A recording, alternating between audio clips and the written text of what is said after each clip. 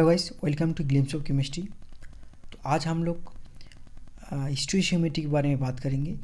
इस वीडियो में हम लोग बात करेंगे स्टोइशियोमेट्री क्या होती है और एक एग्जांपल के साथ हम लोग इसको डिस्कस करेंगे कि केमिस्ट्री में हम लोग इसको कैसे और कहाँ पर यूज़ करते हैं।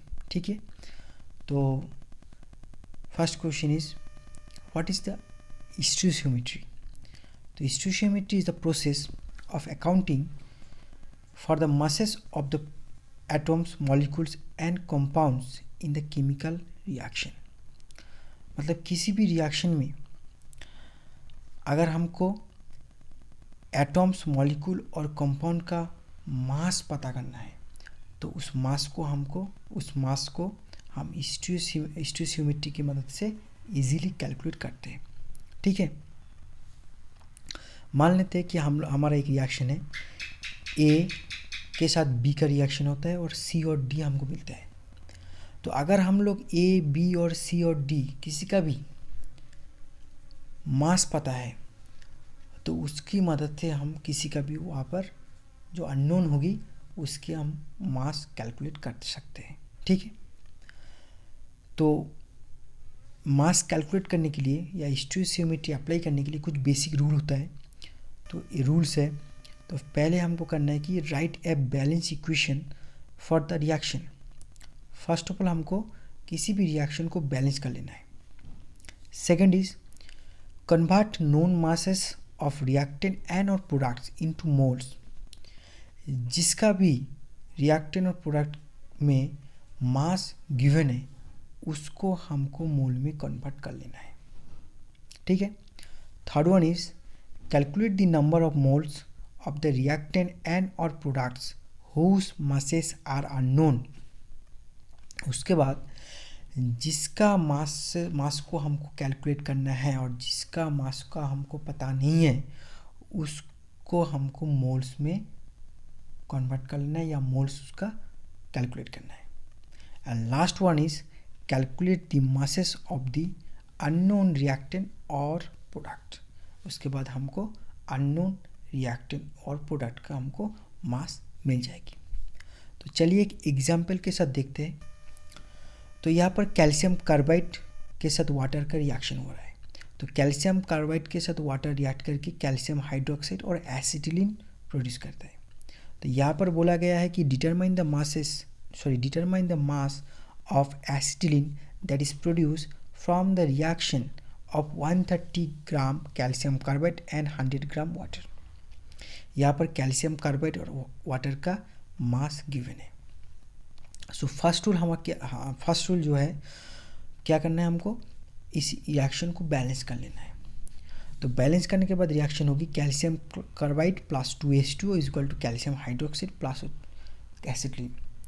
तो बैलेंस करने के बाद हमको क्या मिलता है कि 1 moles of calcium carbide 2 mole water के साथ रिएक्ट करके 1 मोल कैल्शियम हाइड्रोक्साइड एवं 1 मोल एसिटिलीन यहाँ पर मिलता है। ठीक है, मतलब यहाँ पर जितने मोल्स ऑफ कैल्शियम रिएक्ट करेगा उतना मोल्स ऑफ एसिटिलीन हमको मिलेगा। ठीक है, तो उसके बाद हमको क्या करना है, सेकेंड वन इज हमको मोल्स पता करना है जिसका भी मास दिया हुआ है। तो हमको पता है कि moles is equal to mass by molar mass. तो mass of the calcium carbide कितना दिया हुआ है, 130 ग्राम। तो molar mass of calcium carbide कितना होगा, 40 कैल्शियम के लिए 40 प्लस कार्बन कितना, तो 12। तो 12 इंटू 2 इज इक्वल टू 64। तो मोल्स कितना होगा, 130 divided by 64 is equal to 2.03 moles. ऐसे ही वाटर का मास गिवन है 100 gram. Molar mass of water 1 into 2, hydrogen का 1 होता है, 2 हाइड्रोजन है तो 1 इंटू 2 प्लस 16 ऑक्सीजन के लिए। तो मोलर मास ऑफ वाटर कितना होगा, 18। तो मोल्स कितना होगा, 100 divided by 18 is equal to 5.56 moles. ठीक है, देन हम लोग बैलेंस इक्वेशन या बैलेंस रिएक्शन के माध्यम से बोल सकते हैं कि 2.03 moles of calcium carbide react कितने मोल्स ऑफ वाटर के साथ रिएक्ट करेगा, 2 into 2.03 is equal to 4.06 moles of के साथ मोल्स ऑफ वाटर के साथ रिएक्ट करेगा। और हमको एसिटिलीन कितना मिलेगा, 2.03 मोल्स ऑफ एसिडिन हमको मिलेगा। सो मोल्स ऑफ एसिडिन कितना होगा? 2.03 मोल्स, ठीक है।